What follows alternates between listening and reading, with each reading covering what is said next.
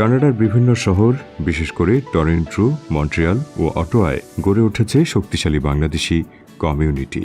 তারা কাজ করছেন বিভিন্ন পেশায়, ব্যবসা, তথ্য প্রযুক্তি, শিক্ষা, স্বাস্থ্যসেবা এবং বিভিন্ন সরকারি বেসরকারি প্রতিষ্ঠানে।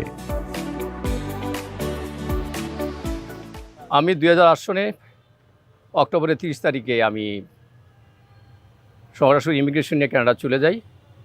তার আগে বাংলাদেশে আমি একটা ইউনিভার্সিটিতে শিক্ষকতা করতাম। ওখানে যাওয়ার পর অক্টোবর নভেম্বর স্নো স্টার্ট হয়ে যায়। আমার কোনো ধারণা ছিল না, যা হোক, বাট আমার স্বপ্ন ছিল আমি কানাডাতে যাব। আমার রিলেটিভ আত্মীয় স্বজন তারা আছে, সেই বিধায় আমি কানাডা চলে গেছি আর কি। ফার্স্ট আমার জব স্টার্টিং হয় একটা হোটেলে।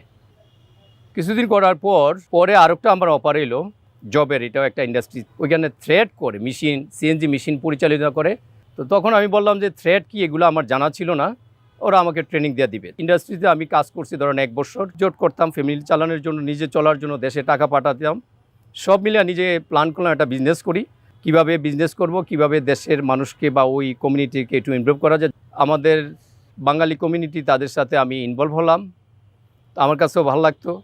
বিকালে কাজের পর সন্ধ্যার পর ওইখানে যেতাম, আড্ডা মারতাম। এই সুবাদে তারা বাঙালি কমিউনিটি, ওইখানে ইলেকশন হতো, কেউ প্রেসিডেন্ট, কেউ জেনারেল সেক্রেটারি। তো আমিও টার্গেট নিচ্ছি, আমিও চেষ্টা করি, ট্রাই করি। আমি প্রথমেই স্পোর্টস সেক্রেটারি হিসেবে জয়েন করি কমিউনিটিতে। তারপর আমি জয়েন্ট জেনারেল সেক্রেটারি ছিলাম, তারপর সেক্রেটারি ছিলাম 2 বছর। টানা 3 বছর আমি একজন প্রেসিডেন্ট হিসাবে বেঙ্গলি কমিউনিটিতে আমি রিপ্রেজেন্ট করছি আর কি। আমি যে সিটিতে থাকি আলবার্টার রাজধানী এডমন্টনে। তো এখানে মাশাআল্লাহ এখানে প্রচুর বাঙালি গেছে, বাঙালি কমিউনিটি আছে, 2টা কমিউনিটি হয়েছে, এবং প্রচুর মসজিদ আছে। আমি প্রচুর বাঙালিকে জব দিছি, নতুন আসছে। তবে বাংলাদেশ সরকার, বাংলাদেশ থেকে যদি প্রত্যেকটা প্রবাসী যারা যায়, যে কান্ট্রিতে যাক না কেন, সে যদি স্কিল ওয়ার্কার উপর একটা ট্রেনিং নেওয়া যায়, তাহলে ফ্রম দ্য বিগিনিংয়ে এত কষ্ট করতে হতো না।